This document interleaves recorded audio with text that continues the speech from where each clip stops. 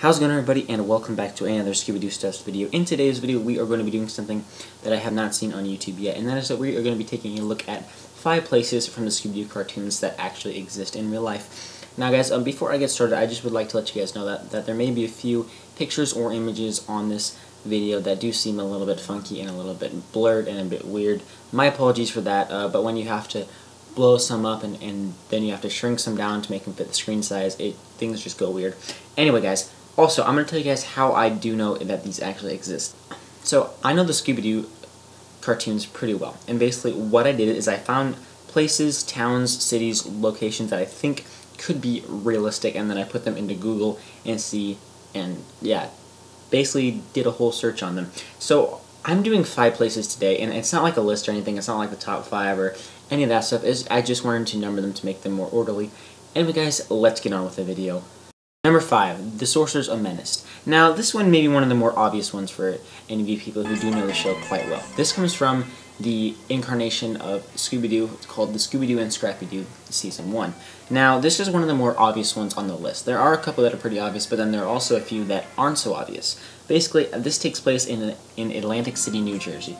And really, that's pretty obvious if you are from the United States, because you'll know that it's a pretty well-known city. But if you're not from the United States, I would not be surprised if you did not know that. Basically, this episode takes place on the boardwalk in Atlantic City, New Jersey, as a few pictures will be coming up here in a bit, showing you guys the difference between like the Scooby-Doo version of it. And do remember that the Scooby-Doo and Scrappy-Doo show was in like the 1980s, and the picture that I have next to it is from just probably even maybe 2, maybe even 1 year ago. So there are going to be some differences, but you guys can kind of see the similarities, and that is really what I'm trying to get at on this list. In the number 3 spot, we have I Left My Neck in San Francisco, and this is once again from the incarnation of Scooby-Doo with the Scooby-Doo and Scrappy-Doo. I don't believe that is the show or anything, I just think it's called Scooby-Doo and Scrappy-Doo, but it kind of sounds weird, so I like to have the Season 1 at the beginning. Anyway, this is one of the more obvious ones on the list, as you guys can clearly see. If you guys have seen this episode, you guys obviously know it's based in San Francisco. There's really no hiding for anything of it, because it's really obvious, because they say San Francisco, they have San Francisco signs everywhere.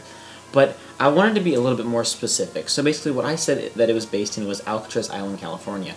Now, I wouldn't be surprised if 98% of the people who view this video know what Alcatraz Island was. Basically, it was a prison that used to house, obviously, people who were in prison off the coast of San Francisco. I believe it's in the San Francisco Bay.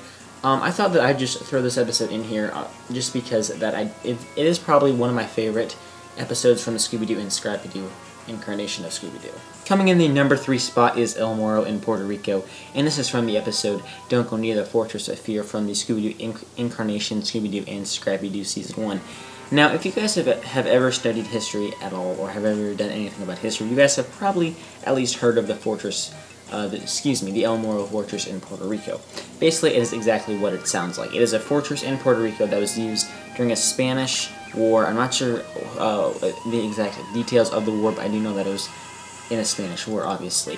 But I just thought that it was one of the cooler episodes, and that is why it made the list. Coming in the number 2 spot, we have To Switch a Witch, and the location would be from Salem, Massachusetts. Now, To Switch a Witch is from the new Scooby-Doo show, or Scooby-Doo Where Are You Season 3, depending on what you think and what your politics views on Scooby-Doo are. Anyway, if you guys are from the United States, you guys have probably heard of the Salem Witch Trials, and that is what this episode was kind of depicting, but not exactly. Basically, there was a scene in the episode where they were going past a sign that said Old Salem. I believe it is now called New Salem, or there's a different city called New Salem, so this may not be 100% true, but this was one of those that were kind of a bit obvious, but I thought it was really cool how Hanna-Barbera put this into a kids show in the late 70s, and how they kind of did that, kind of hid that, but not really, because if you kind of knew, but I mean, it was one of the more cooler ones of this episode, and that is why I put it on this list. Coming in the number 1 spot, we have the Weird Winds of Wyona, with the location being Wyona, Mississippi. This episode is from the new Scooby-Doo movies, or the 3rd incarnation of the show. Basically, guys, this was one of the main reasons I made this video. It is because the 5th time that I saw this episode, I was actually thinking to myself, I wonder if that's actually a real place in Mississippi, and after doing a bit of research, I figured out it was. Now, usually when you think of the state of Mississippi, you think about swamps, heat, water, humidity, all that, but really, This episode depicted more of a forestry type feel, and that is obviously because it is in the northern part of the state of Mississippi, which is more of the Appalachian feel.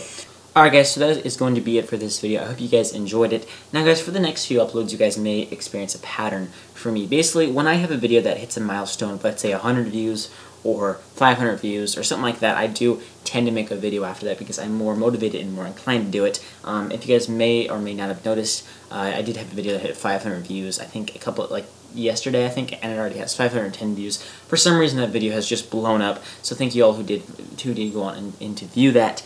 And yeah, guys, that is going to be it for this video. I hope you guys did go on to enjoy. If you guys did, don't forget to show some support by hitting that like button. And if you guys aren't all a fan of Scooby-Doo, don't forget to hit that subscribe button. Every part of this channel is all dedicated to this awesome show that has been around for nearly 50 years.